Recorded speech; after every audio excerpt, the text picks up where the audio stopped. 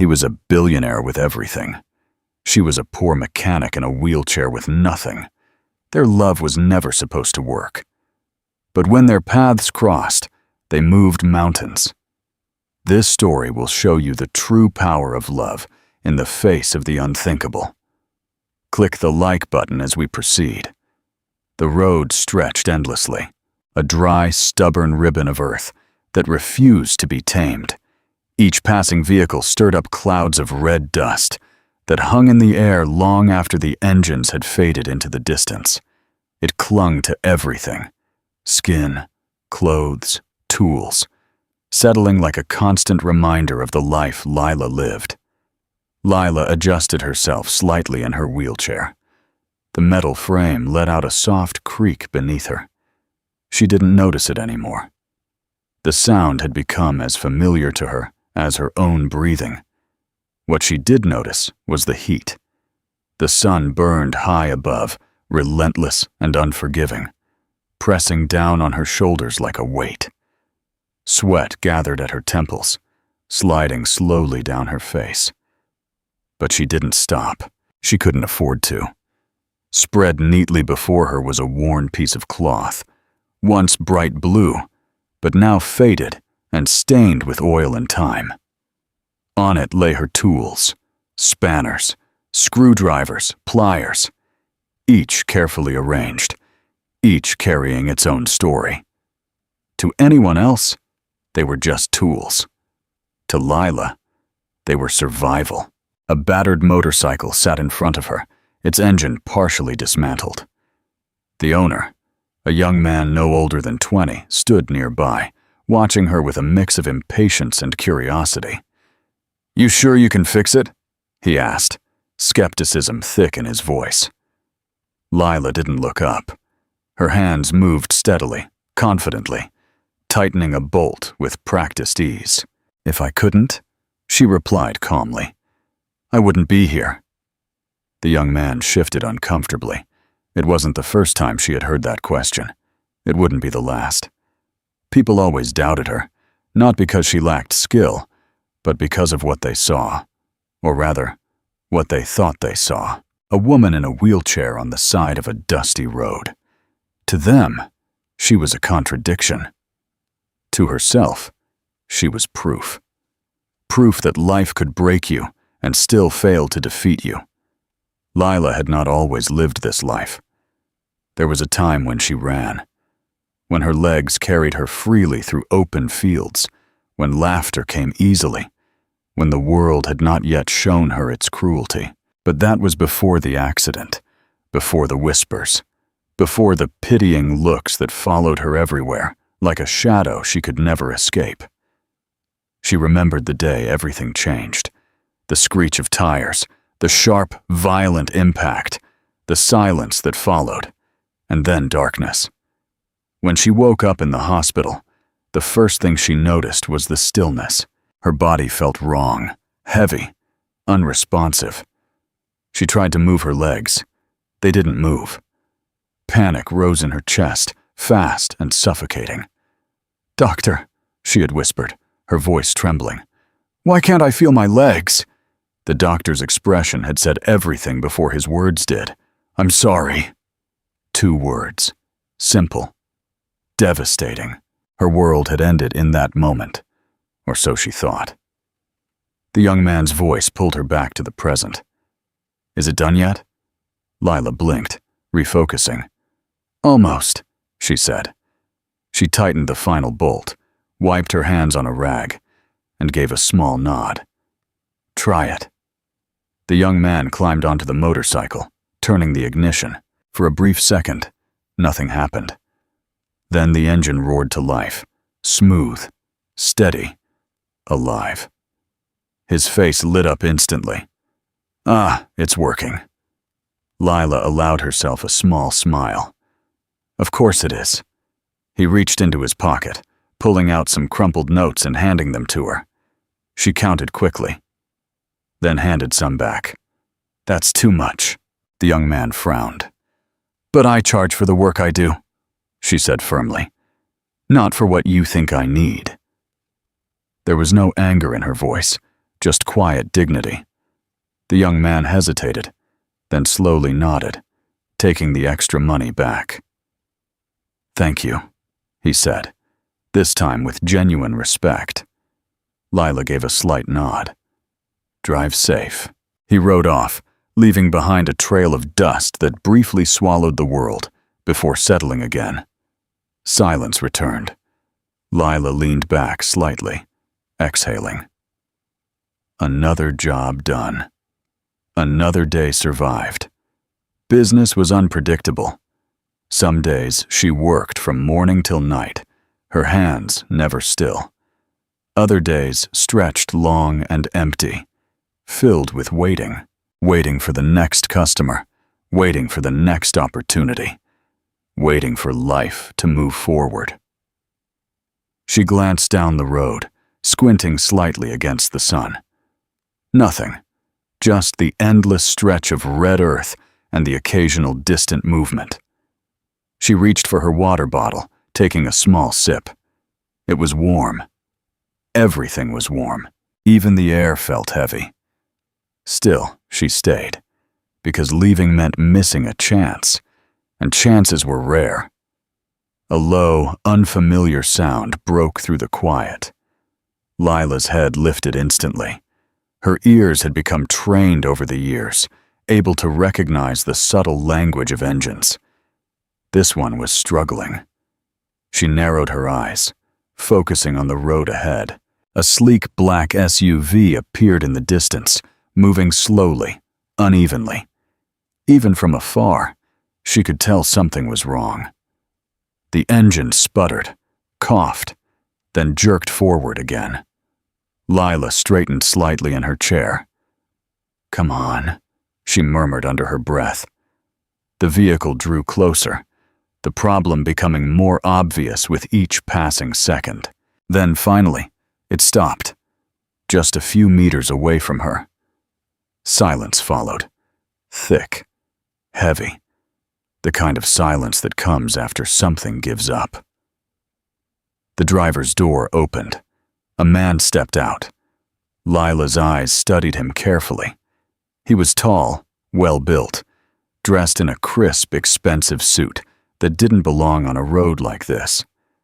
His shoes alone probably cost more than everything she owned. He looked around, clearly out of place.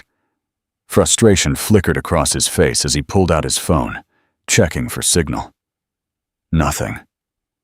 He sighed, running a hand through his hair. Then his eyes landed on her. Lila didn't look away. She was used to this moment. That first look. The pause. The surprise. Sometimes curiosity. Sometimes doubt. Sometimes outright dismissal. This time, it was shock. His gaze lingered on her wheelchair, then moved to her tools, then back to her face. Lila tilted her head slightly. "Engine problem?" she asked. Her voice was calm, neutral, unbothered. The man hesitated. For a brief moment, it seemed like he might say something else, something dismissive, but instead, he nodded. "Yes." Lila gestured toward the car with a small movement of her hand. "Open the bonnet." He blinked, as if surprised by the authority in her tone. But he obeyed. As the hood lifted, Lila wheeled herself closer, her movements smooth and practiced. She leaned forward slightly, her eyes scanning the engine. Her entire demeanor changed, focused, sharp. Gone was the woman people pitied. In her place stood someone listening, observing, understanding. The man watched her closely. His earlier doubts slowly began to fade, replaced by something else, something he didn't quite understand yet. Lila didn't notice, or perhaps she did, and simply didn't care. After a moment, she spoke. "You've been driving it like this for a while." It wasn't a question. The man frowned. "Yes, how did you?" She pointed at a section of the engine. "This didn't just happen today." He stared at her, impressed. "You can fix it?" he asked. Lila finally looked up at him, one eyebrow slightly raised. "If I couldn't," she said, echoing her earlier words, "I wouldn't be here." Something shifted in that moment. Not loudly, not dramatically, but quietly, powerfully. The man, Nolan, though she did not yet know his name, felt it. For the first time that day, he wasn't thinking about his broken car. He was thinking about her. And Lila? She simply reached for her tools, because for her, this was just another job. She had no idea that this moment, this dusty roadside encounter, was about to change her life forever.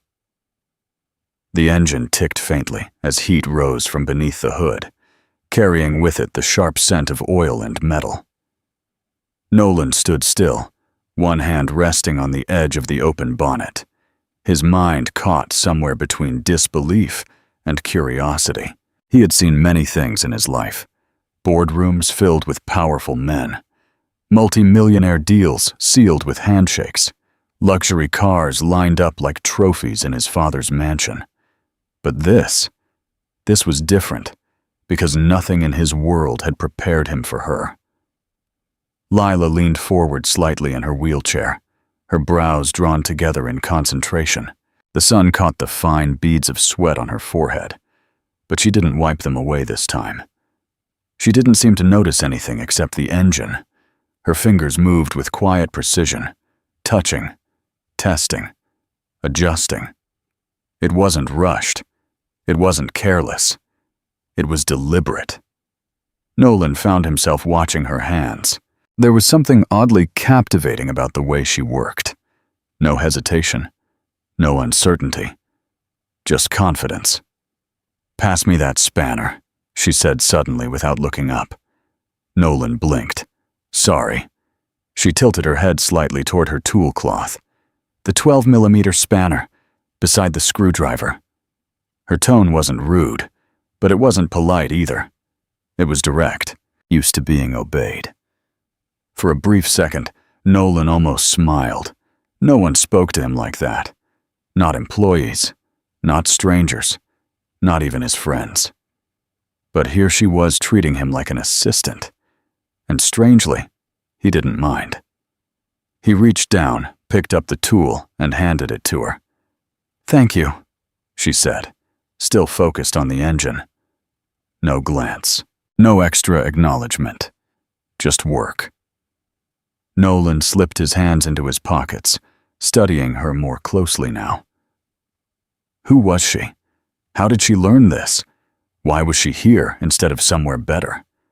Questions crowded his mind, but none of them seemed appropriate to ask. Instead, he said, "What exactly is wrong with it?" Lila tightened something, then paused. "Fuel delivery issue," she replied. He frowned slightly. "Meaning?" She exhaled softly, as though deciding whether to explain. Then she spoke. "Your engine isn't getting enough fuel to function properly. Something's blocking or limiting the flow." She tapped a component lightly. "Here." Nolan leaned in slightly. "You can tell just by looking?" Lila finally glanced up at him. Not impressed. Not amused. Just steady. "Not just looking," she said. "Listening." That answer lingered. Listening. As if the engine had a voice and she understood its language. There was a silence that followed, but it wasn't awkward. It was thoughtful. Nolan found himself shifting his weight slightly, his gaze drifting briefly down the empty road before returning to her. "I didn't expect," he began, then stopped. Lila didn't ask him to finish. She already knew. "I know," she said simply. Her voice held no bitterness, no irritation, just acceptance. "You didn't expect someone like me to fix your car." Nolan felt a flicker of discomfort. "That's not what I meant." Lila gave a small, almost invisible shrug. "It usually is." Her hands continued moving as she spoke, effortless, unbothered, as if she had had this conversation 100 times before and long stopped caring about the outcome. Nolan opened his mouth to respond, then closed it again, because the truth was, she wasn't wrong. He hadn't expected it, but not because she was incapable, because the world had taught him certain expectations, and she didn't fit into any of them. Yet here she was, breaking them without even trying. A sharp metallic click broke the silence. Lila leaned back slightly, inspecting her work. "Try it now," she said. Nolan hesitated. "That fast?" Lila raised an eyebrow. "Do you want it fixed or not?" He let out a quiet breath, walking around to the driver's seat. As he sat down, something felt different. He couldn't explain it. It was just a car, just an engine. But suddenly it felt like more. He turned the key. For a split second, nothing. Then, the engine roared to life. Smooth. Steady. Perfect. Nolan's eyes widened slightly. He revved it gently. No struggle. No hesitation. It was as if the car had never broken down at all. He stepped out slowly, closing the door behind him. Lila was already cleaning her hands with a rag. "You're good," he said. It wasn't a compliment thrown carelessly. It was genuine. Lila didn't smile, but something softened in her expression. "I know," she replied. And for the first time, Nolan laughed. Not loudly, but enough to surprise himself. He reached into his wallet, pulling out a thick bundle of cash. He didn't count it. Didn't think about it. He simply extended it toward her. "Take it." Lila looked at the money, then at him, then back at the money. She took it calmly, counting quickly with practiced fingers. Then she separated a portion and handed the rest back. "That's too much." Nolan frowned. "It's fine." Lila shook her head. "No." Her tone was firmer now. "I charge for the work I do, not for your generosity." There was no arrogance in her voice, just principle. Nolan studied her for a moment, then slowly he took the money back. That was new, very new. People didn't refuse his money. They didn't reduce it. If anything, they asked for more. But her? She set her value and stood by it. "What's your name?" he asked. Lila hesitated for a brief second. Then, "Lila." He nodded. "I'm Nolan." She didn't react. No widened eyes. No sudden respect. No shift in attitude. Just a simple nod. "All right." Nolan wasn't sure why that amused him, but it did. He glanced at his car, then back at her. "You've been doing this long?" "Long enough," she replied. He almost asked more. Almost. But something about her made him pause. She didn't seem like someone who appreciated unnecessary questions. Or maybe she was someone who had answered too many already. A breeze passed through, carrying dust with it. Lila squinted slightly, adjusting her position. Nolan noticed how naturally she moved in her wheelchair. No struggle, no hesitation. It wasn't something she was trapped in. It was something she had mastered. That realization settled deeply in his chest. "Thank you," he said again. This time it sounded different, more sincere. Lila gave a small nod. "Drive safe." Nolan walked back to his car, but something held him there for a second. He glanced at her again. She had already moved on, rearranging her tools, preparing for the next job, as if he and everything about him didn't matter. And that was what unsettled him the most. He got into his car and drove off, but his mind didn't leave. It stayed behind on that dusty road, with a woman who refused to be defined by anything except her skill. Time passed, and still Nolan couldn't shake the feeling. At a traffic stop, he tapped his fingers lightly against the steering wheel, then stopped, then tapped again.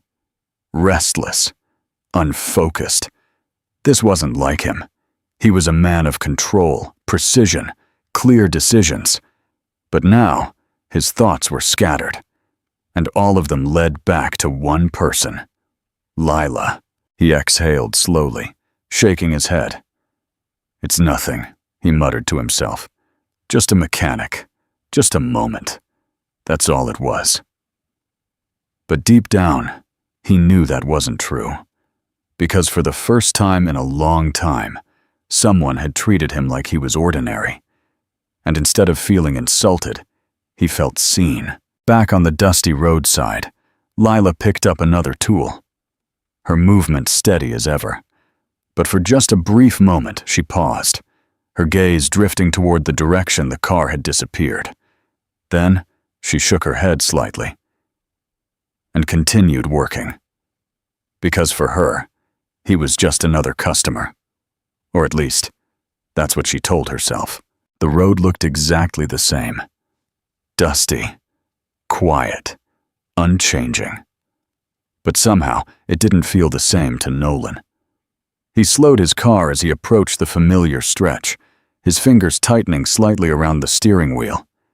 He told himself he was just passing through, that this route was convenient, that there was no deeper reason for being here. But even he didn't believe that. His eyes scanned ahead, and there she was, exactly where he had left her. Lila sat in her usual spot, her wheelchair angled slightly toward the road, tools spread neatly beside her. The afternoon sun cast a warm glow over everything, making the dust shimmer faintly in the air. She was working on a small generator this time, her hands moving with that same quiet confidence he hadn't been able to forget. For a moment, Nolan didn't move. He just watched. It was strange. In his world, everything was fast. Decisions, deals, movement, noise. But here, everything slowed down. And for reasons he couldn't explain, he liked it. A horn blared behind him, and Nolan blinked, realizing he had been sitting in the middle of the road longer than necessary. He quickly drove forward, pulling over a short distance away. His heart was beating slightly faster than usual, he noticed, and immediately frowned. "Why?" he muttered under his breath. He turned off the engine. Silence filled the car. For a second he considered leaving, just starting the car again, and driving off like this had never happened. But instead, he opened the door. Lila didn't look up immediately. She had already heard the car, recognized the sound. Not the engine, but the hesitation. A vehicle that stopped without urgency. That usually meant one of two things: a customer, or trouble. She tightened one last screw before finally lifting her head. And there he was, standing there like he had every reason to be. Well-dressed, composed, out of place again. Lila blinked once, then narrowed her eyes slightly. "You again." There was no warmth in her tone, no excitement, just pure, unfiltered suspicion. Nolan almost smiled. Almost.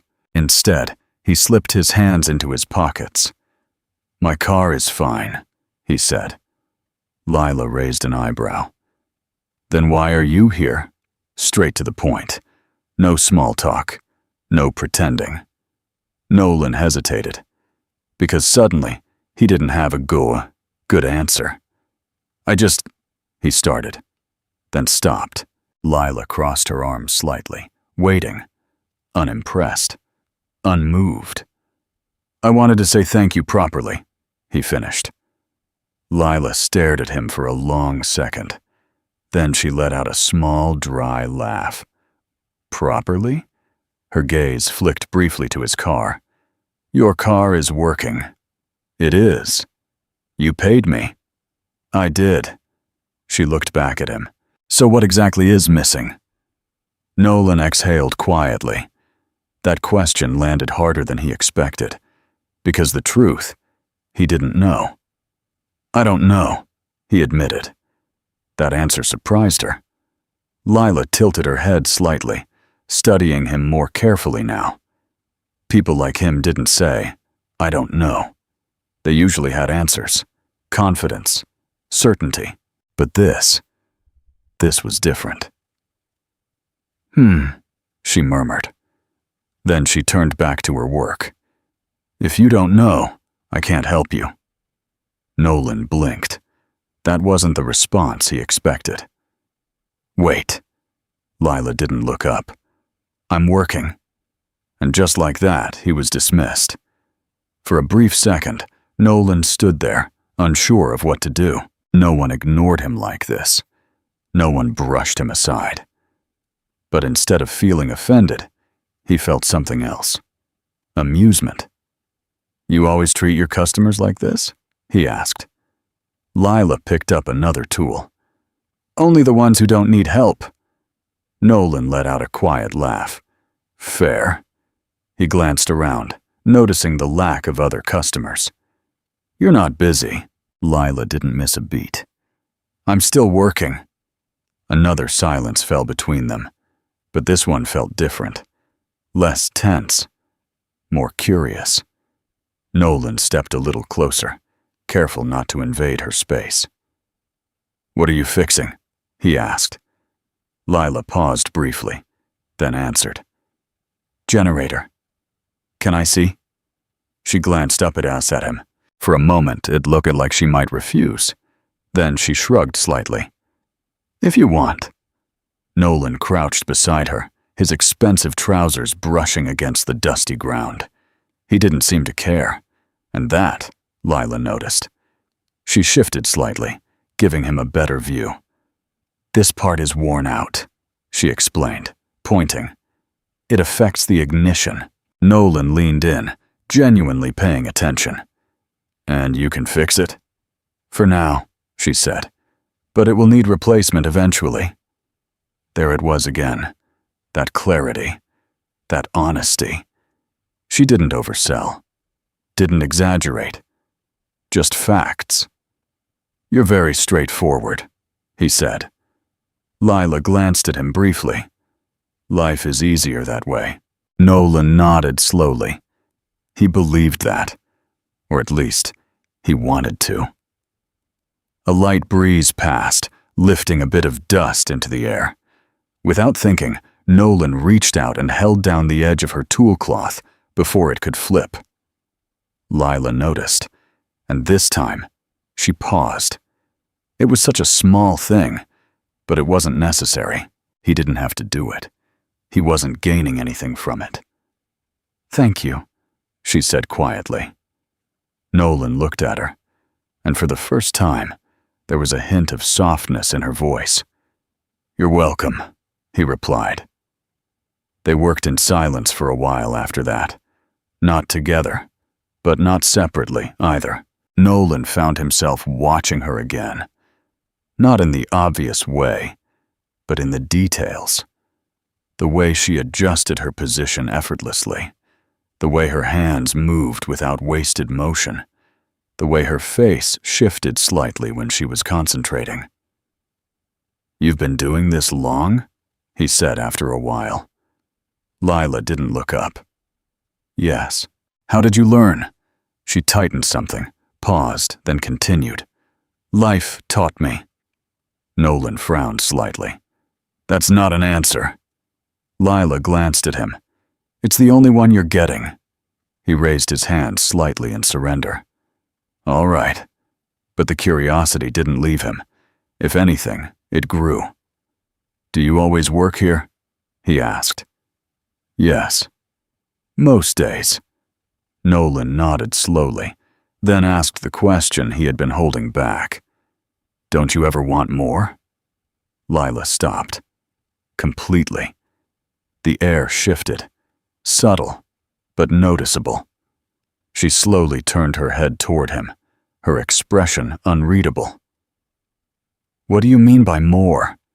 Nolan hesitated, because suddenly he realized how that sounded. I mean something bigger, he clarified. A shop, A business. Expansion. Lila held his gaze for a long moment. Then she looked away. "I want many things," she said quietly. Her hands resumed moving. But wanting doesn't always change reality. That answer stayed with him long after she said it. For the first time, Nolan saw it clearly. Not just her strength, but the weight she carried. The quiet acceptance. The things she didn't say. And something inside him shifted again. Deeper this time. A customer approached from the distance. Lila noticed immediately. "Your visit is over," she said. Nolan blinked. "That's it?" Lila gave a small shrug. "You said your car is fine," he exhaled, shaking his head slightly. "You're not easy to talk to." Lila almost smiled. Almost. "Then stop trying so hard," she said. Nolan stood up slowly, brushing dust off his clothes. He looked at her one last time. "Will you be here tomorrow?" Lila didn't answer immediately. Then, "Yes." He nodded. "Good." She frowned slightly. "Why?" Nolan paused, then smiled faintly. "I might need help again." Lila's eyes narrowed slightly, but she didn't argue. "Then make sure your car actually has a problem," she said. Nolan chuckled. "I'll try." He walked back to his car, but this time he didn't feel restless, because now he had a reason to return. And Lila, she watched him leave, just for a second longer than necessary. Then she shook her head lightly and turned back to her work. But something had changed. She felt it, even if she refused to name it, because for the first time in a long time, someone had come back, not out of need, but out of choice. And that was far more dangerous. The morning came with a softer sun, not as harsh, not as unforgiving. But the dust was still there, always there. Lila arrived earlier than usual. She told herself it was because she had more work to do, because mornings were cooler, because it made sense. But deep down, she knew that wasn't the real reason. She adjusted her position, spreading her tools carefully over the familiar, worn cloth. Everything was in place. Everything was the same. Yet something felt different. Her eyes drifted to the road. Empty. She exhaled quietly. "Good," she muttered, as if she had expected something else. She picked up a wrench and focused on the small engine in front of her. But her concentration wasn't as sharp as usual. Her mind kept wandering. Back to yesterday, to his voice, to his questions, to the way he looked at her. Not with pity, not with doubt, but with something she didn't quite understand. Lila tightened a bolt a little harder than necessary, then stopped, shook her head slightly. "This is nonsense," she murmured, and forced herself back into the rhythm of work. Customers came and went. A motorcycle, a generator, a small car with a stubborn ignition problem. Each one fixed, each one handled with the same quiet confidence. But still, she noticed the road, and then she heard it. That engine. Lila didn't look up immediately. She didn't need to.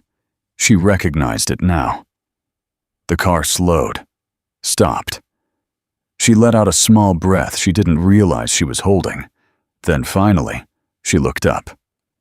Nolan stepped out of the car, dressed more simply this time, still neat, still unmistakably refined, but less distant. Lila raised an eyebrow. "You again?" Nolan smiled slightly. "Good morning." Lila didn't return the smile. "Is your car broken today?" Nolan paused. Then, "Yes." Lila's eyes narrowed immediately. She glanced at the car, then back at him. Open it."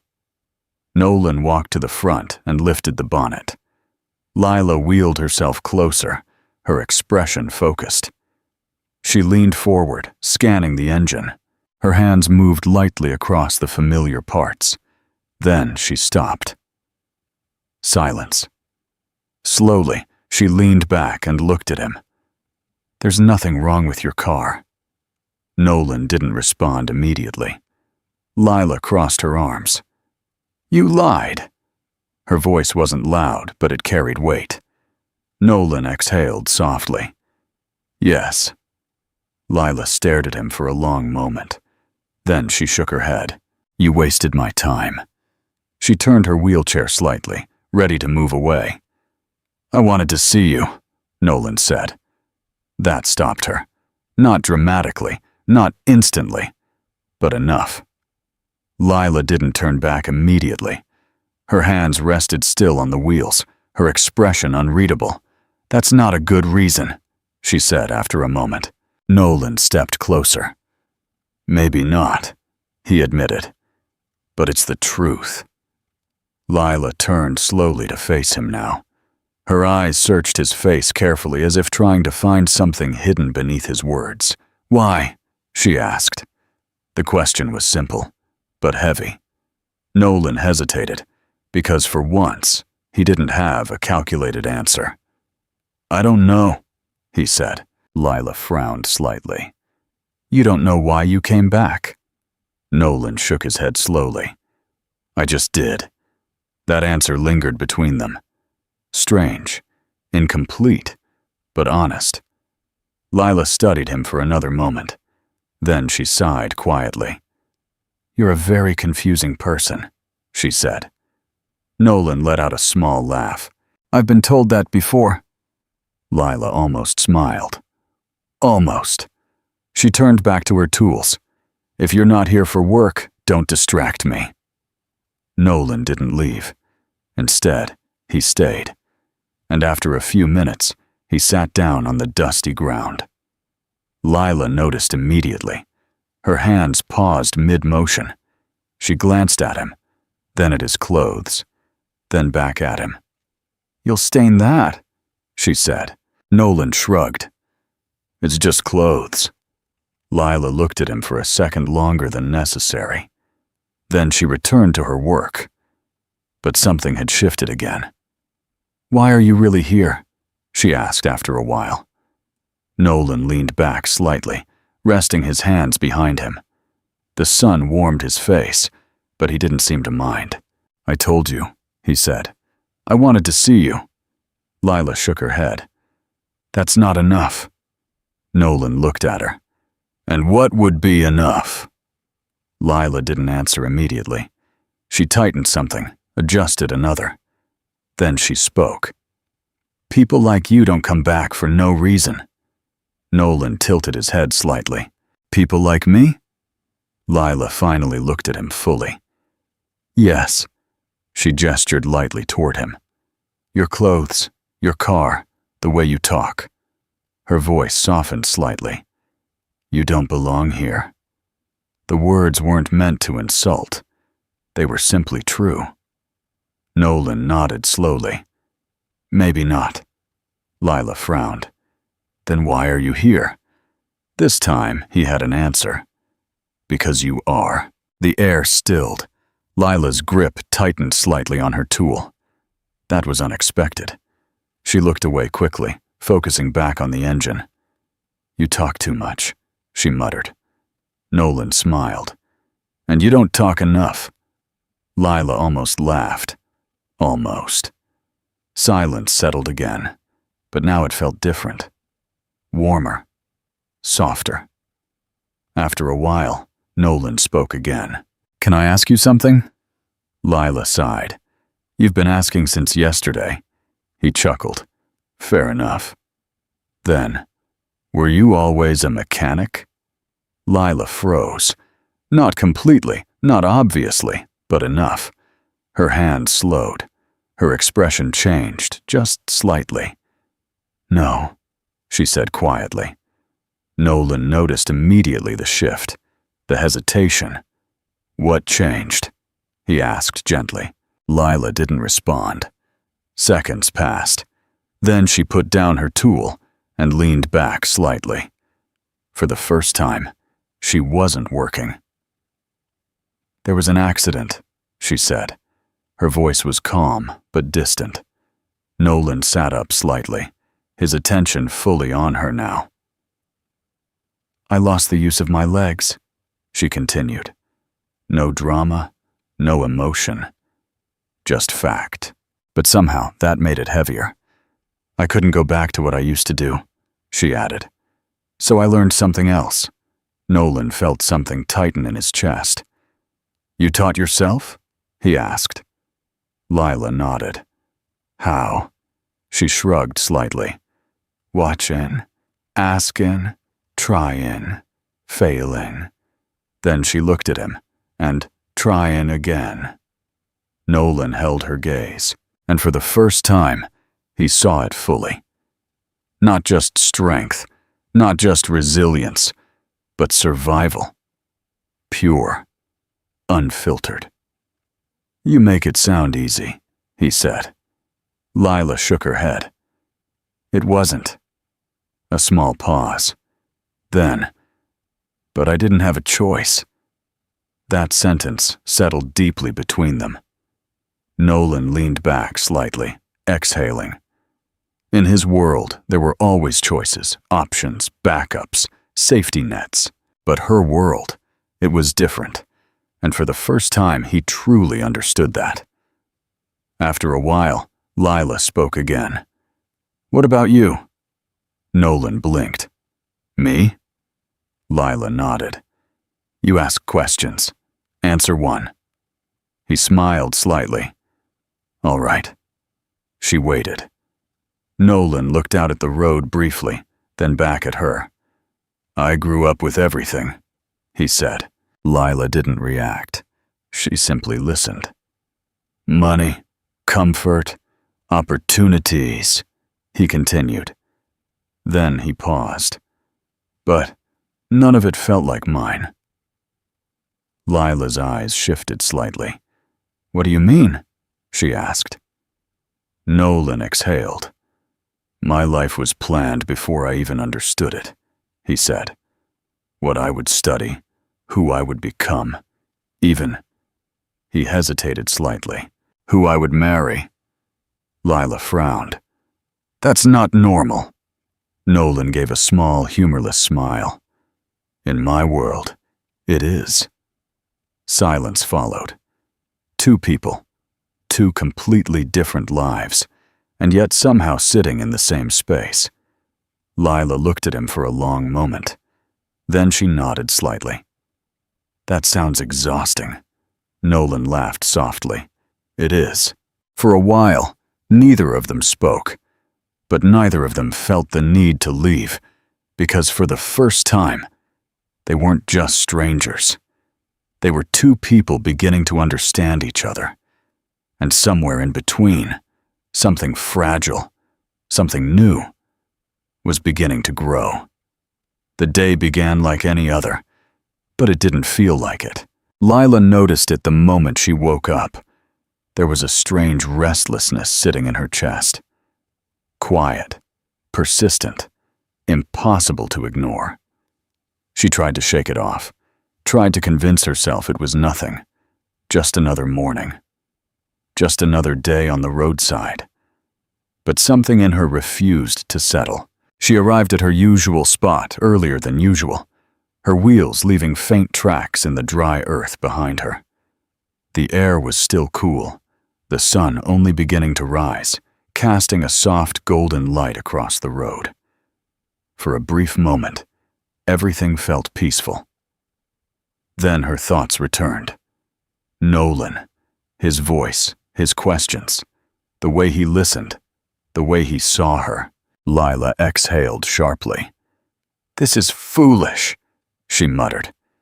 She had met people before, kind people, interesting people, but none of them had stayed in her thoughts like this. None of them had returned. And that was the problem. He had returned, again and again, not for work, Not for necessity, but for her. Lila tightened her grip on her tools slightly. She didn't like that. Didn't like how it made her feel, because feelings came with expectations, and expectations led to disappointment. She shook her head and focused on her work. Customers came and went, and slowly, the unease began to fade until a voice broke through the afternoon noise. Lila. Her hands froze.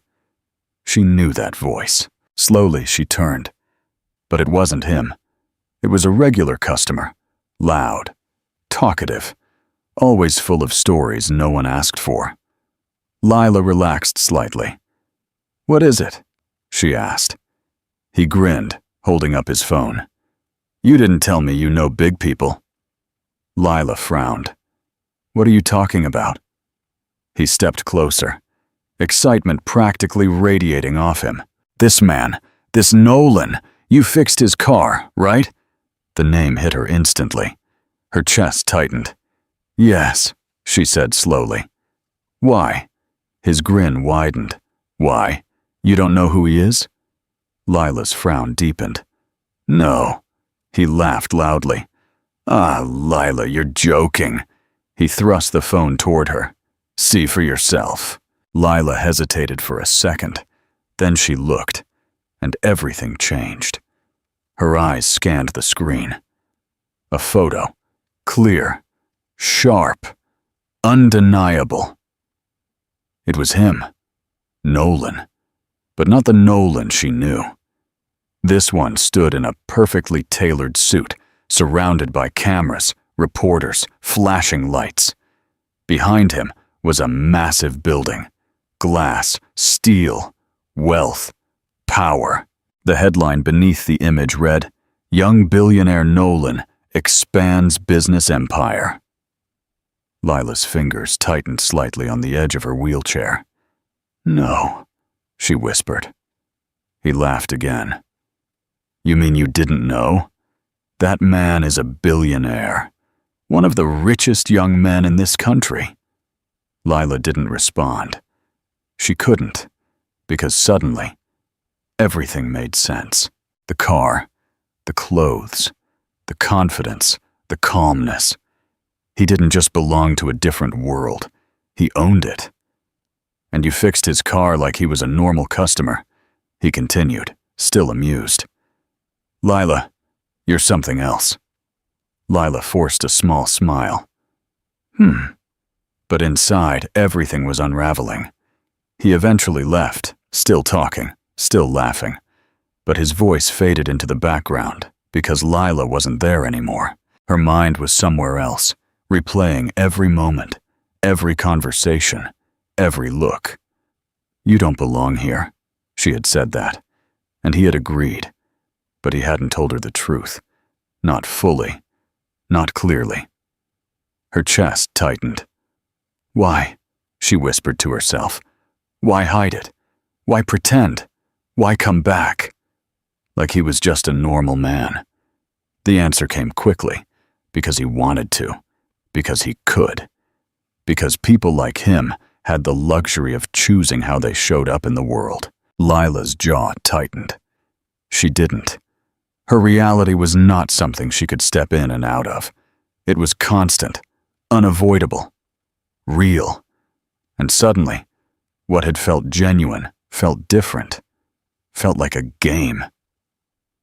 The sound of a car approaching pulled her back. Her heart skipped. She knew that engine. Of course she did. It stopped. Silence followed.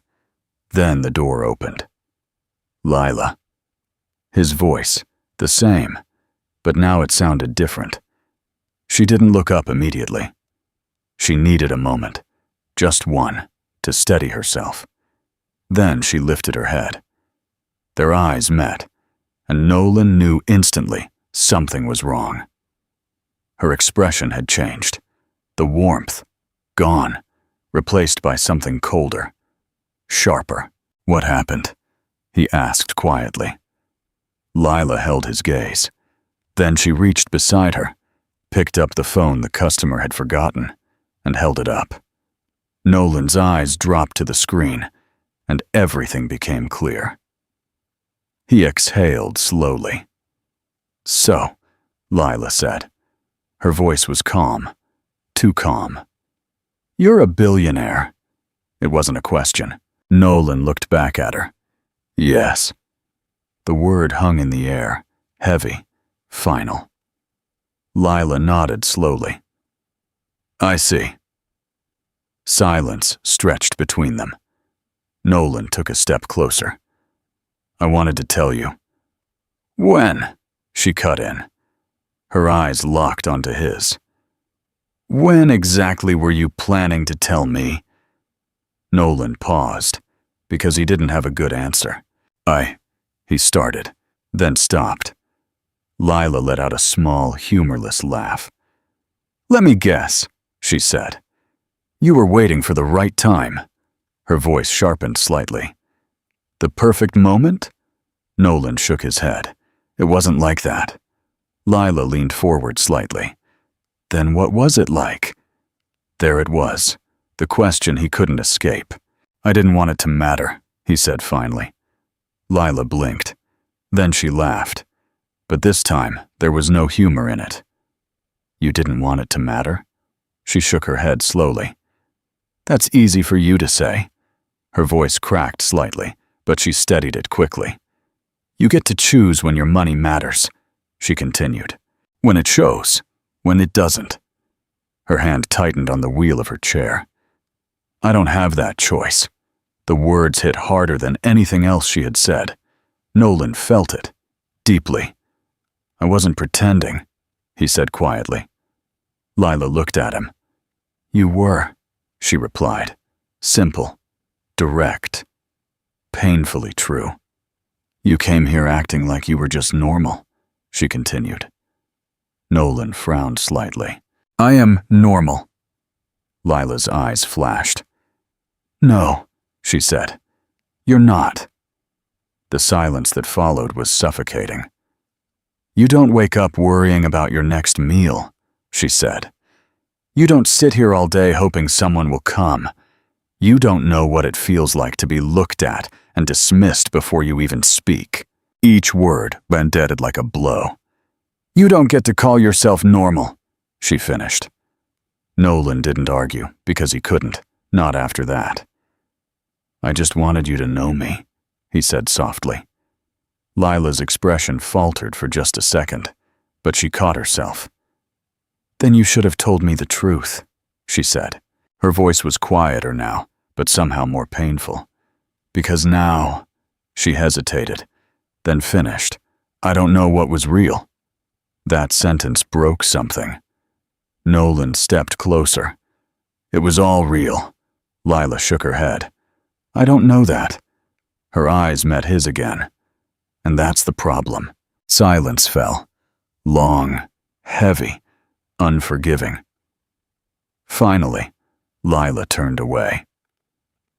"I have work to do," she said. Dismissal clear. Final. Nolan stood there for a moment longer, hoping she would look back. She didn't. So slowly he turned, walked back to his car, and left. This time, the silence he left behind felt different. Not calm, but broken. Lila sat still long after he was gone. Her hands rested in her lap, unmoving. Her chest felt tight, her thoughts loud. She had wanted honesty, and now she had it. But somehow it hurt more than the lie, because now she knew the man she had started to care about belonged to a world that could never truly include her. And no matter how much she tried to deny it, that truth changed everything. The house stood like a fortress. Tall gates, polished marble floors, walls that carried generations of wealth, power, and expectations. Nolan hadn't been back in days, and even now, as he stepped out of his car and handed the keys to the security guard, something about the place felt unfamiliar. Not because it had changed, but because he had. "Welcome back, sir," the guard said respectfully. Nolan nodded absently. His mind wasn't here. It was somewhere else, on a dusty roadside, with a woman who now refused to look at him. He walked through the large doors, his footsteps echoing faintly in the vast space. Everything was spotless, ordered, controlled, just the way his parents liked it. "Nolan," he stopped. His father stood at the far end of the room, dressed in a crisp, traditional outfit, his presence commanding as always. Beside him was his mother, elegant, poised, her gaze already sharp with expectation. "You're finally home," she said. Not relief, not warmth, just observation. Nolan walked forward slowly. "I've been busy." His father gave a short nod. "We know." That was all, but somehow it carried weight. His mother stepped closer, her eyes scanning him carefully. "You look different." Nolan didn't respond. She tilted her head slightly. "Where have you been spending your time?" There it was, the question behind all the others. Nolan met her gaze. "Working." His father's voice cut in. "And outside of work." Silence. Nolan exhaled slowly. He wasn't here to lie. Not anymore. "I've been seeing someone," he said. The room stilled. His mother's expression didn't change immediately, but her eyes did. "Seeing someone?" she repeated. Nolan nodded. His father's gaze sharpened. "Who?" There was no point delaying it. "Her name is Lila." A pause, then his mother smiled. Not a warm smile, not a happy one, a controlled one. "That's interesting," she said. Nolan frowned slightly. "Why?"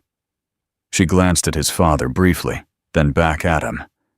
"Because," she said carefully, "we have already chosen someone for you." The words landed like a stone. Nolan went still. "What?" he said quietly. His father stepped forward. "You're at the stage in your life where certain decisions must be made," he said. "Calm, firm, final. And marriage is one of them." Nolan stared at him. "You already chose someone?" he repeated. His mother nodded. "She is from a respectable family," she said. "Educated, elegant, well-raised." Each word felt deliberate, measured. "She understands our world," his father added. There it was again. Our world. Nolan felt something tighten in his chest. "I'm already seeing someone," he said. His mother's expression hardened slightly. "Yes," she said. "This Lila." The way she said the name, careful, detached. Nolan's eyes narrowed. "You know about her?" His father let out a quiet breath. "We know enough." Silence. Nolan already knew he wasn't going to like what came next. "She is not suitable," his mother said. The words were soft but sharp. Nolan's jaw tightened. "Based on what?" His father didn't hesitate. "Everything." That single word carried judgment, finality. Nolan took a step forward. "You don't even know her." His mother's gaze didn't waver. "We know she is not from our class," she said. There it was, not hidden, not softened, just truth. "And we know," his father added, "that she is physically disadvantaged." Nolan's hands clenched slightly. "You mean she's in a wheelchair?" His mother didn't respond, but her silence said enough. "That changes nothing," Nolan said firmly. His father's expression darkened slightly. "It changes everything." The air grew heavier. "She cannot stand beside you in the life you are meant to live," his father continued.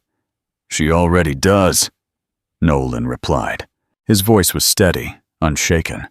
His mother shook her head. "You're being emotional." "No," he said. "I'm being honest." Silence. Then his father spoke again. "This is not just about you." Nolan let out a sharp breath. "It never is it?" His mother stepped forward. "This family has a name," she said, "a reputation, and I'm part of that family," Nolan replied. "Yes," his father said, "which is why your choices affect more than just you." Nolan laughed quietly. "But your choices don't affect me?" That question lingered, unanswered, because they didn't need to answer it. To them, the answer was obvious. His mother's tone softened slightly. "You will understand one day," she said. Nolan shook his head. "No," he said. "I understand now." A pause, then, "I'm not marrying someone you chose." The words were clear, final. The room went silent. His father's gaze hardened completely now. "This is not a suggestion." Nolan met his eyes. "Neither is this." The tension snapped. "You will not throw your future away for a mistake," his father said sharply. "Lila is not a mistake." His voice didn't rise, but it carried something stronger. Conviction. His mother's composure cracked slightly. "You barely know her," she said. Nolan didn't hesitate. "I know enough." His father stepped closer now. "And what exactly do you know?" he demanded. Nolan held his ground. "I know she's stronger than anyone I've ever met. I know she's honest. I know she didn't care who I was, only what I did." His voice softened slightly. "And I know that when I'm with her," he paused, "I feel like myself." That silence that followed was different. Even his parents felt it. But it didn't change their stance. His father straightened slightly. "Then you have a choice." Nolan's chest tightened. He already knew what was coming. "You can have your inheritance," his father said. "Your position, your future." A pause. "Or," his mother finished it, "you can have her." The words hung in the air, heavy, unforgiving. Nolan didn't speak immediately, because for the first time, this wasn't just about feelings. This was real. Everything he had ever known on one side and Lila on the other. His mother stepped closer. "You don't have to answer now," she said softly. But he did, because the answer was already there. He looked at them, then said, "I choose Lila." Silence. Absolute. His mother's face fell. His father didn't react immediately. Then he nodded slowly. "Then you have made your decision." The words felt like a door closing. "Pack your things," his father continued. "You will no longer have access to this house, or anything connected to it." Nolan didn't flinch. All right. That surprised them, just slightly. His mother stepped forward again. "Think carefully," she said. "I have," he replied. Her voice softened. "You will lose everything." Nolan looked at her, then said quietly, "No." A small pause. "I'm choosing everything." And with that, he turned and walked away. Not rushed, not hesitant. Certain, for the first time in his life, truly certain. And back on that dusty road, Lila sat in silence, unaware that somewhere far away, a man had just chosen her over everything he had ever known. The morning was unusually quiet, not the kind of quiet Lila was used to. The slow, dusty stillness of the roadside. This one felt heavier, as if something unseen was shifting. Lila adjusted the cloth beneath her tools, smoothing out the creases with careful hands. Her movements were steady, practiced, normal, but her mind wasn't. It had been some time since she last saw him, since the argument, since the truth had come crashing down between them like something fragile that couldn't be repaired. She told herself it didn't matter, told herself it was better dumber this way, cleaner, safer. People like him didn't stay. And even if they didn't belong. Still, her eyes drifted to the road, again and again. Then she sighed, annoyed at herself. "This is pointless," she muttered. She picked up a wrench and focused on the motorcycle in front of her, a stubborn engine, one that required patience, precision, tension. Good. That was exactly what she needed, something to distract her. Customers came and went. Work filled her hands, but not her thoughts, because no matter how much she tried, there was a space, and she knew exactly who had left it there. Then a shadow fell across the ground. Lila frowned slightly. "Come back later. She stopped. Something felt different. She slowly looked up, and for a second, she didn't recognize him. Nolan stood in front of her, but not the Nolan she knew. No polished shoes, no crisp suit, no quiet, effortless wealth. Just a simple shirt, faded jeans, and a small travel bag slung over his shoulder. Dust clung to his clothes. His hair wasn't perfectly styled. His posture, less guarded, more human. Lila blinked. "What happened to you?" she asked before she could stop herself. Nolan let out a small breath. "I left," he said. Lila frowned. "Left where?" He met her eyes. "Home." Silence. The word hung between them, heavy, real. Lila searched his face, looking for something, a joke. Doing a lie, a misunderstanding. She found none. "You're serious," she said quietly. Nolan nodded. "I chose you." The words hit her harder than anything else he had ever said. Lila's grip tightened on the wheel of her chair. "Don't say that," she said quickly. Nolan frowned slightly. "Why?" "Because you don't know what you're saying," she replied. Her voice wasn't harsh, but it carried urgency. "You can't just walk away from your life like that." Nolan took a step closer. "I already did." Lila shook her head. "No," she said. "You don't understand." Her chest rose and fell unevenly now.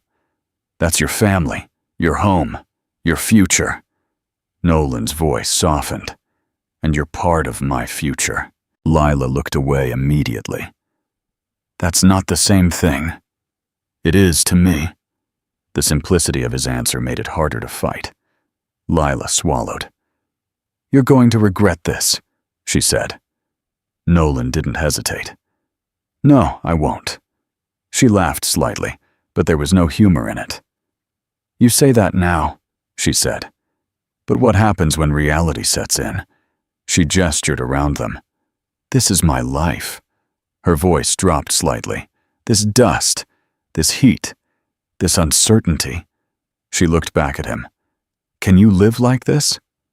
Nolan didn't answer immediately.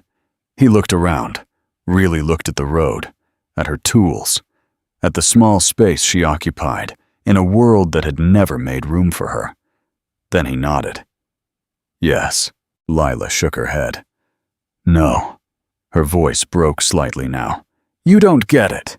She leaned forward slightly. "You didn't choose this life. I didn't either, but I had to accept it." Her eyes locked onto his. "You're choosing it out of emotion." Nolan's gaze softened. "Maybe," he said, then added, "but I'm staying because of conviction." That word landed differently. Lila fell silent because for the first time, she saw it. He wasn't confused. He wasn't impulsive. He was certain, and that scared her more than anything else. "What if I don't want this?" she asked suddenly. Nolan stilled. "Want what?" "This," she said. "This responsibility." Her voice dropped. "You choosing me over everything." Silence. Nolan studied her carefully now. "You think this is a burden?" he asked quietly. Lila hesitated. Then, "Yes." The word felt heavy because it wasn't entirely true, but it wasn't entirely false either. Nolan nodded slowly. "Then let me carry it," he said. Lila blinked. "What?" "I made the choice," he continued, "so let me carry the weight of it." Her throat tightened slightly. "That's not how it works," she said. "Then teach me how it does." The sincerity in his voice, it was too much. Lila looked away again. "You're making this harder than it needs to be," she said. Nolan let out a small breath. "Or maybe I'm making it honest." That word again. Honest. Lila closed her eyes briefly, because deep down, she knew he wasn't lying. And that made it harder to push him away. "What are you going to do now?" she asked after a moment. Nolan shifted the bag on his shoulder. "I'll find somewhere to stay." Lila frowned. "You don't have anywhere?" He shook his head. "Not anymore."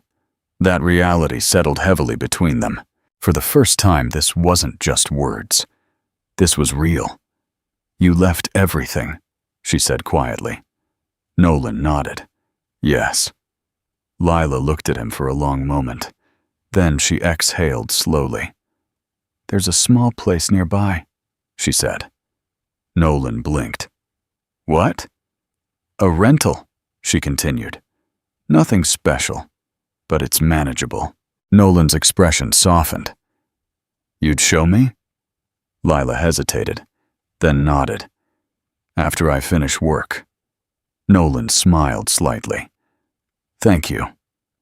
Lila didn't respond, because she wasn't ready to acknowledge what that meant.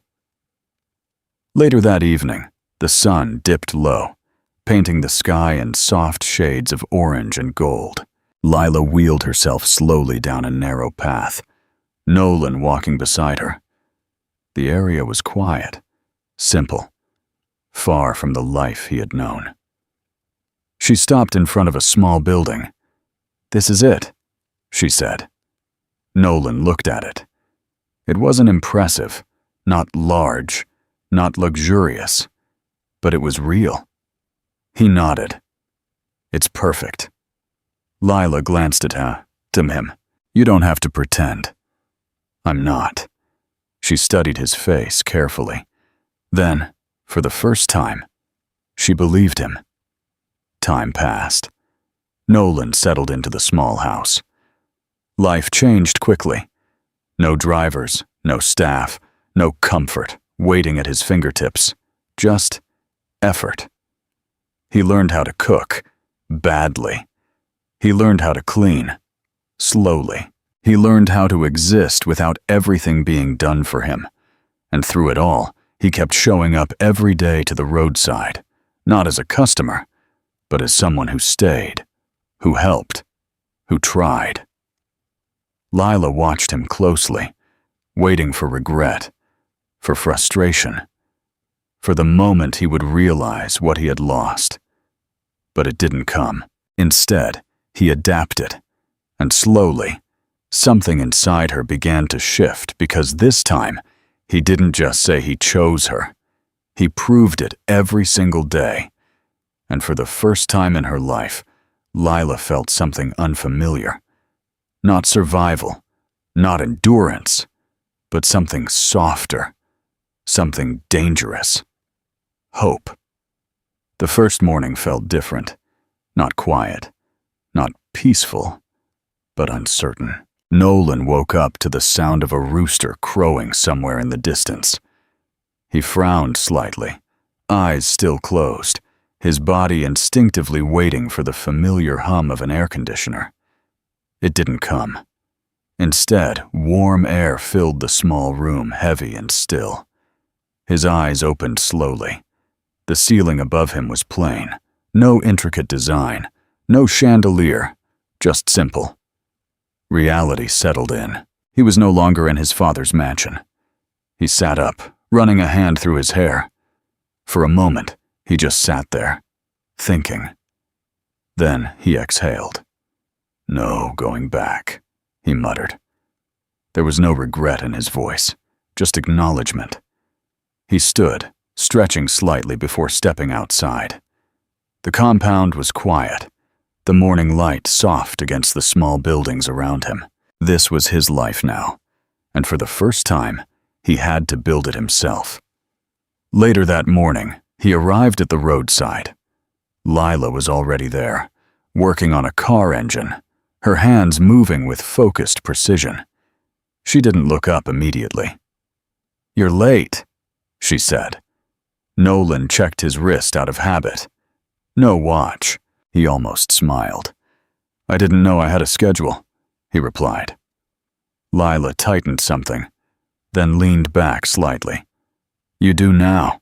He nodded. "All right." She glanced at him briefly. "Did you eat?" The question caught him off guard. "Yes," he said. Then, after a pause, "Bread." Lila nodded. "That's not enough." Nolan chuckled slightly. "It's a start." She didn't argue, but she didn't agree either. The day began like any other. Customers came, engines failed, problems needed solving. But this time, Nolan stayed, not watching from the side, not observing from a distance, helping. First, he didn't know what he was doing. "Pass me the wrench," Lila said. He picked up the wrong one. She sighed. "No, the other one." He handed her another. "Not that one either." Nolan paused, then held up a third. Lila glanced at it. "That one." He smiled slightly. Progress. Time passed. Nolan wiped sweat from his forehead, his shirt slightly stained with oil now. "You're doing it wrong," Lila said, without looking up. He frowned. "I haven't even done anything yet. That's why it's wrong." He laughed. "You're not very encouraging." Lila almost smiled. "Do you want encouragement, or do you want to learn?" He raised his hand slightly. "Teach me." And she did. Not gently, not slowly, but honestly. "Hold it like this." "No, not like that. You're forcing it. Stop. Listen to the engine." Nolan paused. "Listen." Lila glanced at him. "Yes." He frowned slightly. "I don't hear anything." She shook her head. "That's because you're not paying attention." She tapped the engine lightly. "Every sound means something." Nolan leaned in, trying again. This time, he heard it. A faint, uneven rhythm. "Oh," he said. Lila nodded. "Exactly." Time passed, and slowly, things began to change. Nolan stopped hesitating, stopped guessing. He started understanding, not perfectly, not completely, but enough. "You're improving," Lila said one afternoon. Nolan looked up, surprised. That sounded like a compliment. Lila shrugged. "It was an observation." He smiled. "I'll take it." But outside the roadside, things were harder, much harder. Nolan began reaching out to contacts, old connections, business associates, but this time the responses were different. Cold, distant, careful. "We heard about your situation. Maybe this isn't the right time. Let's talk in the future." Doors that once opened easily now stayed closed. One evening, he sat outside his small home, his phone resting loosely in his hand. His jaw tightened slightly. "They're avoiding me," he said. Lila, who sat nearby cleaning her tools, didn't look up. "Of course they are." Nolan frowned. "That's it?" She shrugged. "You left your father's influence," she said. "They're not sure what you are without it." The words stung, but they were true. "I'm still me," he said. Lila nodded. "Yes," then added, "but now they want proof." Silence. Nolan leaned back slightly, staring at the sky. "How do I prove that?" he asked. Lila paused, then said, "Start small." He glanced at her. "What do you mean?" She set her tools aside. You don't build something big immediately, she said. You build something that works. Her voice was calm, steady. Fix one problem, she continued. Then another. Then another. Nolan listened. Before you know it, she looked at him. You've built something real. That stayed with him. The next day, he started differently. Instead of chasing big opportunities, he looked for small ones. A struggling transport business, a supplier with poor logistics, a mechanic shop lacking organization. Problems. Simple, clear, and he solved them. Not with money, but with ideas, structure, effort. It wasn't glamorous. It wasn't fast, but it worked. Time passed, and slowly things began to grow. Not loudly, not dramatically, but steadily. Nolan began earning small amounts at first, then more. Enough to sustain himself, enough to build something. And through it all, Lila was there, supporting, challenging. You're thinking too big again, she said one evening. Nolan frowned. I have to think big. Lila shook her head. You have to build right, he exhaled. You're very stubborn. She almost smiled. So are you. Their lives became intertwined. Work, conversations, shared struggles, simple meals, long evenings, quiet understanding. Nolan began to see things differently, not through wealth, not through status, but through effort, through patience, through resilience. And Lila, she began to see something too. Not just a man who chose her, but a man who was becoming something new, something stronger. Because this time, he wasn't being handed a future. He was building one, with his own hands. And somehow that made everything more meaningful, not just for him, but for her, too. Because for the first time, she wasn't just surviving. She was part of something growing, something real, something that belonged to many of them. And deep down, she knew this was only the beginning. The evening air was calm, not silent, not empty, but gentle. Lila sat outside her small home, her hands resting loosely in her lap, as she watched the sky shift slowly from gold to deep orange. It was her favorite time of day, the moment when everything paused, when the noise softened, when the world felt less demanding. But lately, even this quiet felt different, because she wasn't alone in it anymore. Footsteps approached from behind, familiar, steady. You've been out here a while, Nolan said softly. Lila didn't turn immediately. I like it here, she replied. Nolan stepped closer, stopping beside her. I know. For a moment, neither of them spoke, but the silence wasn't empty. It was full. Full of everything they had been through, everything they had built, everything they had yet to say. Time had passed since Nolan walked away from his old life. Time of struggle, of learning, of building. And somehow they had found a rhythm. Not perfect, not easy, but real. Nolan had grown into his new life in ways even he hadn't expected. His small business ventures were beginning to stabilize. Not massive, not empire level, but steady, respectable. His name, no longer carried by his father's shadow, was slowly beginning to stand on its own. And Lila had changed too. Not outwardly. She was still the same strong, focused woman on the roadside. Still sharp. Still independent. But inside, something had softened. Not weakness, but openness, and that terrified her. You're thinking again, Nolan said, breaking the silence. Lila sighed lightly. I always think. He smiled. You think too much. She glanced at him briefly. And you don't think enough. He chuckled. Maybe that's why this works. Lila didn't respond, because she didn't know if it did. Not completely. Not yet. Later that night, Lila sat alone inside her room, staring at nothing in particular. Her mind was restless again. But this time, it wasn't about him leaving. It was about him staying. About everything that had happened. Everything that had changed. And everything that might come next. She exhaled slowly. Why does this feel so difficult?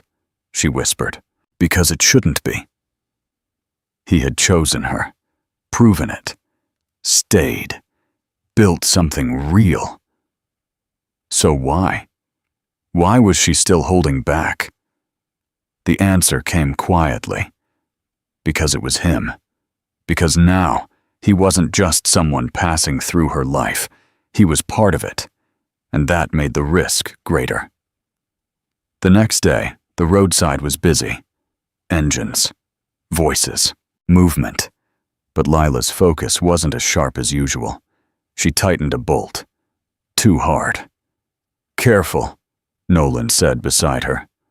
Lila paused, then loosened it slightly. I know, she said. Nolan studied her for a moment. You're distracted. I'm working. That's not what I said. Lila sighed. You're very observant. Nolan shrugged. I pay attention. That again. He always paid attention. To things others missed. To things she tried to hide. Lila wiped her hand slowly. Can I ask you something? He said. She hesitated, then nodded. What are we doing? He asked. The question was simple, but it hit harder than anything else. Lila looked at him. What do you mean? Nolan held her gaze. I mean this, he said. He gestured between them. Us. Lila's chest tightened slightly. We're living, she said. Nolan shook his head. That's not an answer. Lila looked away. It's the only one I have. Nolan stepped closer. No, he said gently. It's the safest one you have. That landed, because it was true. Lila swallowed. I don't know what you want me to say, she admitted. Nolan's voice softened. I want you to be honest. Relance hung heavy, then Lila spoke. I'm afraid, she said. The words felt fragile, but real. Nolan didn't interrupt. Everything is good now, she continued. Her voice trembled slightly. And that's what scares me. She finally looked at him. I don't know how to trust something this good. Nolan's expression softened. He took another step closer.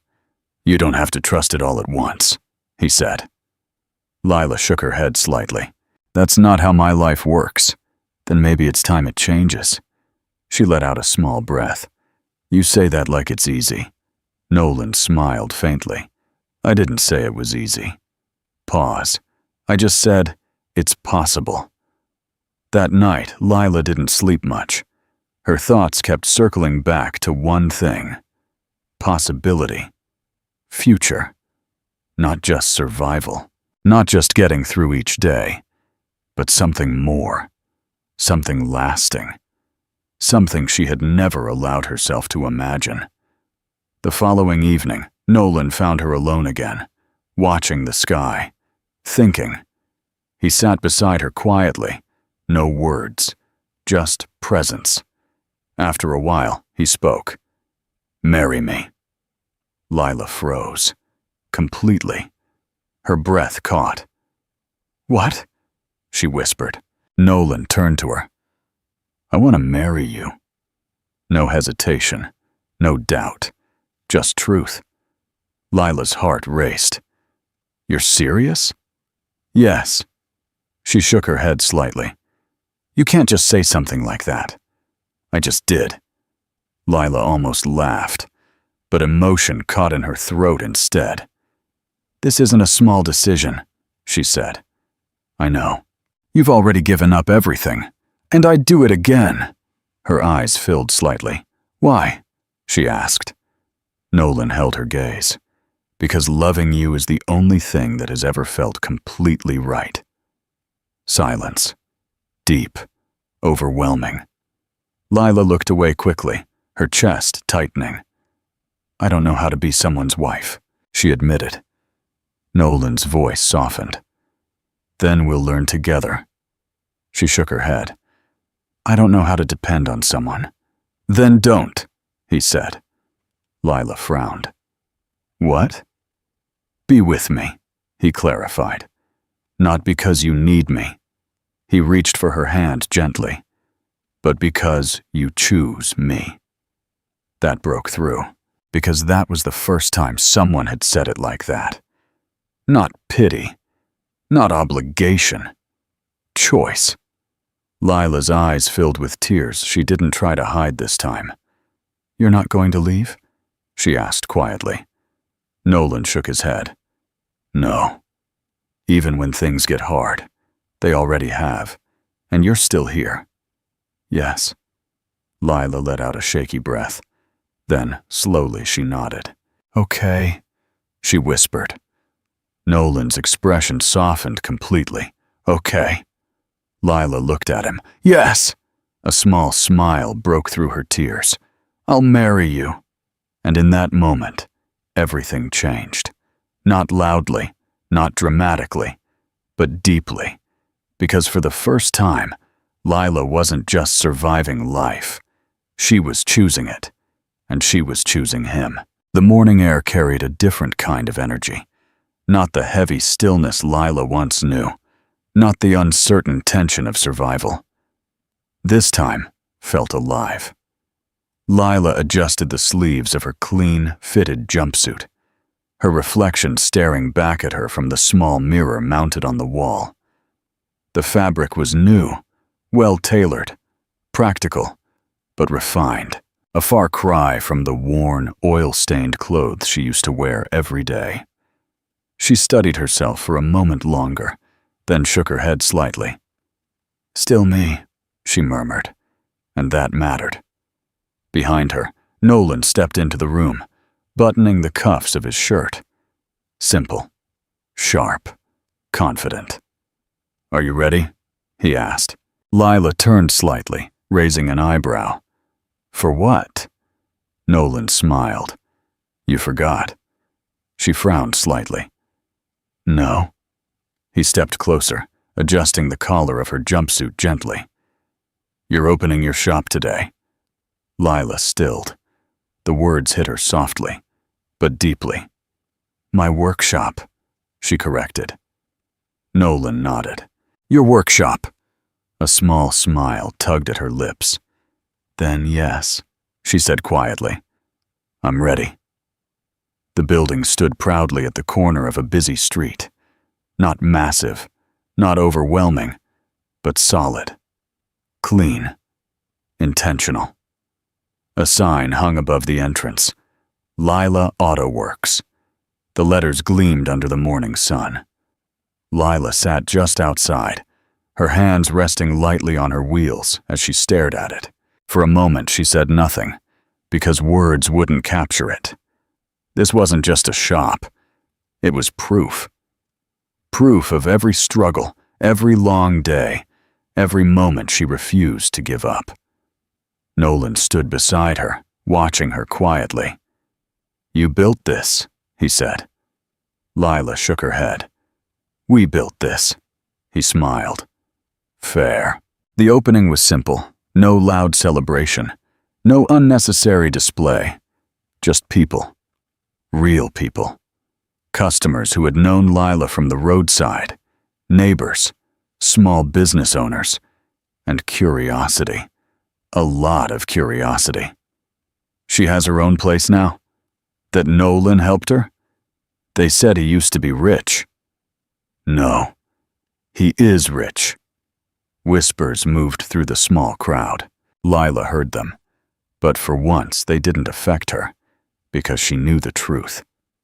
This was hers. The first customer arrived before noon, a middle-aged man with a faulty engine. Lila wheeled forward confidently. "What seems to be the problem?" she asked. He hesitated slightly, then smiled. "I heard you're the best." Lila raised an eyebrow. "You heard correctly." Nolan chuckled quietly from the side. And just like that, work began. Time passed, and the growth was undeniable. Lila Auto Works expanded quickly, not because of luck, but because of reputation. She was good, consistently good. Customers returned. They referred others. They trusted her, and slowly her name spread. Meanwhile, Nolan was a building too. Not loudly, not recklessly, but strategically. The small problems he had once solved had grown into structured systems, logistics, supply chains, partnerships. He built companies that fixed inefficiencies others ignored, and because of that, they worked. They grew. His name began to circulate again, but this time it was different. This time, it wasn't tied to his father. It was his. One evening, Nolan sat at the small dining table, papers spread out in front of him. Lila rolled in, wiping her hands with a cloth. "You're working late again," she said. Nolan glanced up. "Just finishing something." She moved closer, looking over the documents. "Another deal?" He nodded. "A big one." Lila studied his face. "You're nervous." Nolan smiled slightly. "Is it that obvious?" Lila shrugged. "Only to me." He leaned back slightly. "If this works," he paused, "it changes everything." Lila tilted her head. Everything already changed. Nolan looked at her. "Not like this." Silence. Then Lila reached out, placing her hand lightly over his. "Then make sure you're doing it for the right reason," she said. Nolan frowned slightly. "What do you mean?" Lila held his gaze. "Not to prove something." Pause. "Not to them." He understood immediately. His father, his past, his old life. Nolan exhaled slowly. "I'm not," he said. Then, more quietly, "I'm doing it for us." Lila nodded. "Good." The deal went through, and everything shifted again. Not overnight, but significantly. Nolan's business expanded rapidly. New offices, new staff, new influence. But this time, he moved differently. Carefully, intentionally, because he knew what it felt like to lose everything. One afternoon, a black car pulled up outside Lila's workshop. Different from before, familiar but distant. Lila noticed immediately. Her hands paused mid-motion. Nolan stepped out, dressed sharply, confident, powerful. For a brief moment, it felt like the past had returned. But then he smiled and walked toward her. The same man, just evolved. "You're staring," he said. Lila shook her head slightly. "I'm observing." He laughed. "Big difference." She smirked. "Very." He glanced around the workshop. "You've been busy." Lila nodded. "So have you."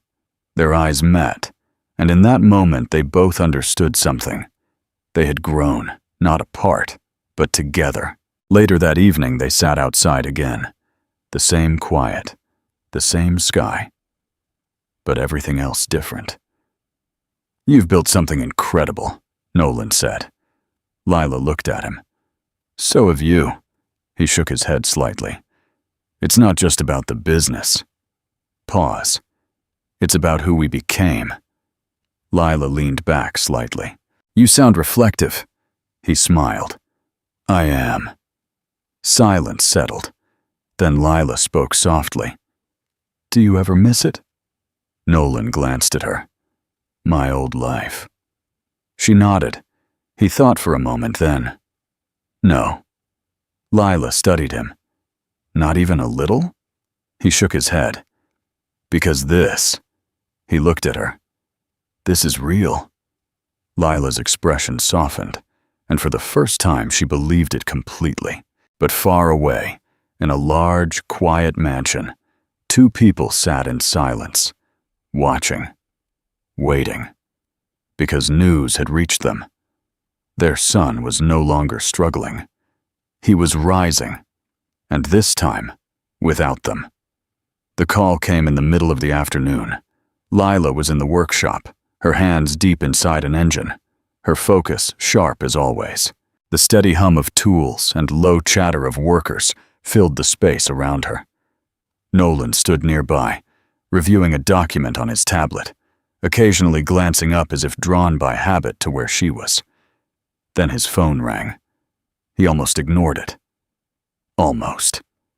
Unknown number, but something made him pause. He answered, "Hello." There was silence on the other end. Then, a voice he hadn't heard in some time. "Nolan." Everything inside him stilled. His grip tightened slightly around the phone. "Mother," he said. Lila looked up immediately. She didn't hear the voice, but she saw his face, and that was enough. "You need to come home," his mother said. Her voice was controlled, but underneath it, something was breaking. Nolan's chest tightened. "What happened?" Pause. Then, "It's your father." The world seemed to slow. "He's very sick." Silence. Nolan's mind raced. "What kind of sickness?" he asked. Another pause. "Kidney failure." The words landed heavy, cold, final. "He needs a transplant," she added. Nolan closed his eyes briefly. "And?" he asked quietly. His mother's voice dropped. "He won't survive without it." The line went silent. For a moment, Nolan didn't speak, didn't move, because suddenly everything he had left behind had found its way. "Come home," his mother said again. This time, there was no control left in her voice, only desperation. The call ended. Nolan stood still, phone still in his hand, eyes unfocused. Lila moved toward him slowly. "What happened?" she asked gently. He didn't respond immediately. Then, "He's dying," he said. Lila's breath caught slightly. "Your father?" He nodded. Silence fell between them, heavy, unavoidable. "What are you going to do?" she asked. That question. It wasn't simple because the answer wasn't simple. Nolan exhaled slowly. "I don't know." And for the first time in a long time, that was true. The journey back felt longer than it should have. The road stretched endlessly ahead, but Nolan barely noticed it. His mind was elsewhere. Memories, old ones. His father teaching him how to ride a bicycle. His father correcting him sharply when he made mistakes. His father standing tall, unyielding, always expecting more. Not a perfect man, but still his father. Beside him, Lila sat quietly. She hadn't said much since they left because she understood something. This wasn't a moment for words. This was a moment for choice. The gates opened slowly. The mansion stood just as it always had, untouched, unchanged. But this time, it didn't feel powerful. It felt fragile. Nolan stepped out of the car. The air felt heavier here, as if the house itself was holding its breath. Inside, everything was quieter than usual. Staff moved softly. Voices were low. And at the center of it all, his mother stood waiting. She looked different. Not physically, but something in her posture had changed. Less rigid, less controlled, more human. "Nolan," she said. Her voice broke slightly. He stepped forward. "How is he?" he asked. She hesitated. Not good. That was enough. The hospital room was dim. Machines beeped steadily. And on the bed, the man who once seemed untouchable now looked small, weak, human. Nolan stopped at the doorway. For a moment, he couldn't move, because this wasn't the man he remembered. This wasn't the man who had given him ultimatums, who had stood unshaken, certain of his power. This was someone else, someone fragile. "Go," his mother whispered. Nolan stepped inside slowly, each step heavier than the last. He stopped beside the bed and looked down. His father's eyes opened slowly. They met his. For a moment, there was no anger, no pride, just recognition. "You came," his father said weakly. Nolan nodded. "Yes." Silence followed. Then his father exhaled slowly. "I didn't think you would." Nolan's jaw tightened slightly. "I'm still your son." Those words carried weight, more than anything else. His father's gaze shifted slightly, then back. "I was hard on you," he said. It wasn't an apology, not yet, but it was close. Nolan didn't respond, because now the past felt complicated, heavy, and unfinished. Later, the doctor spoke to them. "The situation is critical," he said. His tone was professional, measured. "He needs a kidney transplant urgently." Nolan stood still. "Do you have a donor?" the doctor asked. His mother shook her head. "We've been searching," she said, "but nothing has matched." Silence. Then Nolan spoke. "Test me." Both of them turned to him. "What?" his mother asked. "Test me," he repeated. Her eyes widened. "No." The word came quickly. "You just got your life back," she said. "You can't risk it." Nolan's voice remained calm. "He's my father." His mother shook her head again. "He didn't treat you like one." That hit, but it didn't change anything. "That doesn't change who I am," Nolan said quietly. Silence, deep, unavoidable. Lila stepped forward slightly. She hadn't spoken until now, but her presence was steady, certain.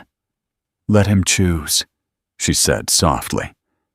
Nolan glanced at her. Their eyes met, and in that moment he knew. She understood, not just the situation, but him. The tests were done. Time stretched painfully. Minutes felt like hours. Hours felt like days. Until finally, the doctor returned. "You're a match." Silence. His mother covered her mouth. Tears filled her eyes. "No," she whispered. But this time it wasn't refusal. It was fear. That night, Nolan sat alone outside the hospital. The city lights flickered in the distance. Lila joined him quietly. Neither of them spoke at first. Then, "Are you sure?" she asked. Nolan nodded. "Yes." Lila studied him. "You don't have to do this." He looked at her. "I know." Pause. "But I want to." Her voice softened. "Even after everything?" Nolan exhaled slowly. "Especially after everything." Silence. Then he added, "I don't want to carry anger anymore." That was it. Not obligation, not guilt. Freedom. Lila's eyes softened. She reached for his hand and held it. "I'm here," she said. Nolan squeezed her hand gently. "I know." The surgery was scheduled. The night before, the tension was unbearable. His mother barely slept. Lila stayed close. And Nolan, he remained calm. Not because he wasn't afraid, but because he had already made his decision. The morning came, bright, unforgiving. He was wheeled into the operating room, and for the first time his mother broke completely. "Please," she whispered. He reached out slightly. "I'll be fine." Then he looked at Lila and smiled. "I told you," he said softly. She nodded, but her eyes said everything she couldn't. The doors closed, and time stood still. The waiting room felt endless. Time moved, but not in a way anyone could measure. Lila sat still, her hands clasped tightly together in her lap, her fingers occasionally tightening without her realizing it. Across from her, Nolan's mother paced slowly, her steps uneven, her composure long gone. Every few seconds, her eyes drifted to the doors, closed, silent, unyielding. Time had passed, or maybe not. It was impossible to tell, because when fear takes over, time stops making sense. Lila exhaled slowly, trying to steady her breathing. She wasn't used to this kind of waiting, this kind of helplessness. Her life had always been about action, fixing, solving, doing. But this required stillness, faith, and it terrified her. She glanced at Nolan's mother. For the first time since she had known her, she didn't see authority. She didn't see judgment. She saw a woman, a mother, afraid of losing her son. That realization softened something in Lila, not completely, but enough. "You should sit," Lila said gently. Nolan's mother stopped pacing. She looked at her, really looked at her. For a moment, it felt like the first time. Then, slowly, she sat. Silence followed, but it wasn't hostile, not anymore.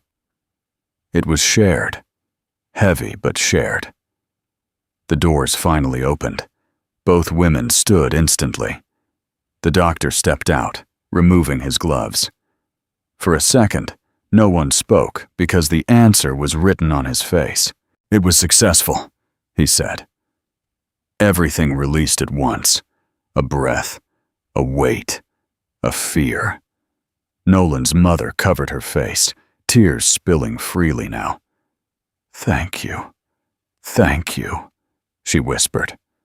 Lila closed her eyes briefly. Relief washed through her like a wave, but it didn't end there. "They're both stable," the doctor continued, "but recovery will take time." Lila nodded. "That's enough," she said softly. And it was.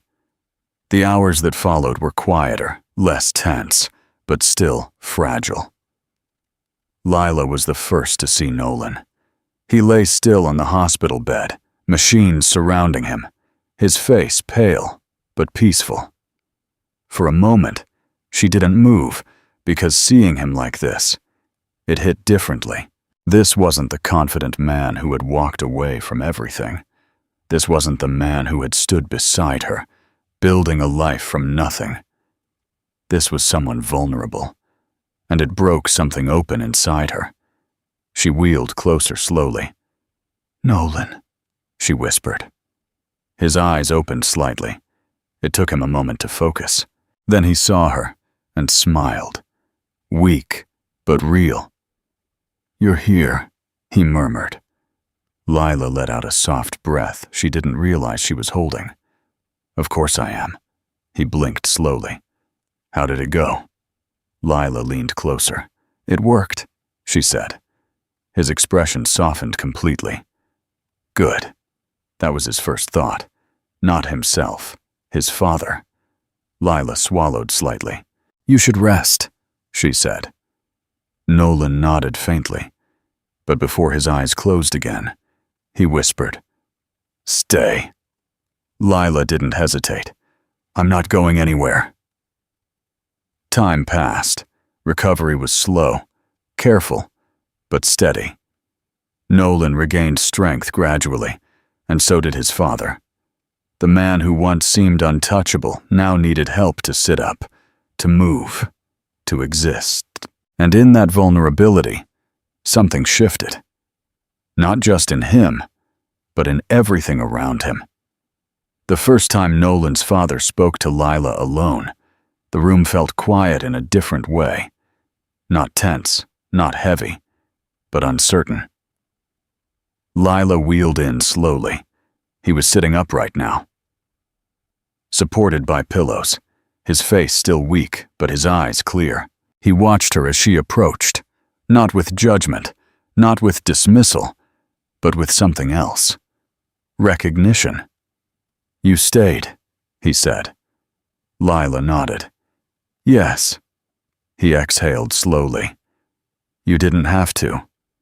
Lila tilted her head slightly. "Yes, I did." He studied her. Then, for the first time, his voice softened. "I was wrong about you." The words were simple, but they carried everything. Years of pride, of assumptions, of distance. Lila didn't respond immediately because she felt it. The weight of that apology. "I judged you without knowing you," he continued.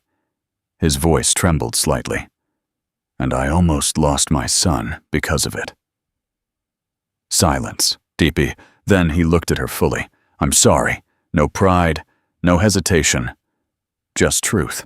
Lila's chest tightened slightly, because she hadn't expected this. Not from him. Not ever. She looked at him for a long moment. Then she nodded. "I forgive you." And just like that, something heavy lifted. Not completely, but enough. Later, when Nolan was strong enough, they sat together, all three of them, in the same room for the first time, without conflict, without tension, without distance. Nolan looked between them. "You talked," he said. Lila nodded. "We did." His father exhaled slowly. "She's stronger than I thought," he admitted. Nolan smiled slightly. "I told you." His father shook his head. "You didn't tell me enough." They all laughed softly, and in that moment, it felt real. Not forced, not fragile, just real. Time passed, and they returned home. But not to the same life, because everything had changed, not just externally, but internally. His father was different, softer, more aware. His mother, warmer, more open. And Lila, she wasn't just accepted, she was welcomed. One evening, they all sat outside the large house, the same place where everything had once felt divided. Now it felt whole. Nolan leaned back slightly, his hand resting over Lila's.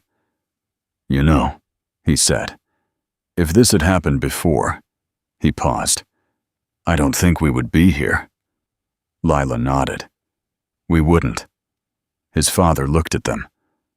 "No," he said quietly, "you wouldn't." A small silence followed. Then he added, "But I'm glad you are now." That meant everything. Their story became something more. Not just a memory, not just a moment, but a legacy. Lila's workshop expanded into a full automotive company, training others, creating opportunities. Nolan's empire grew, not from inheritance, but from effort, vision, resilience. And together, they built something greater than either of them could have imagined. Not just wealth, but impact. Because their story was never just about love. It was about choice, about standing firm when everything tries to break you, about building something real from nothing, and proving that the greatest wealth in life is not what you inherit, but what you choose, and who you choose to build it with. Thanks for watching. If you enjoyed the story, please subscribe to this channel and tell us where you are watching from. Have a wonderful day.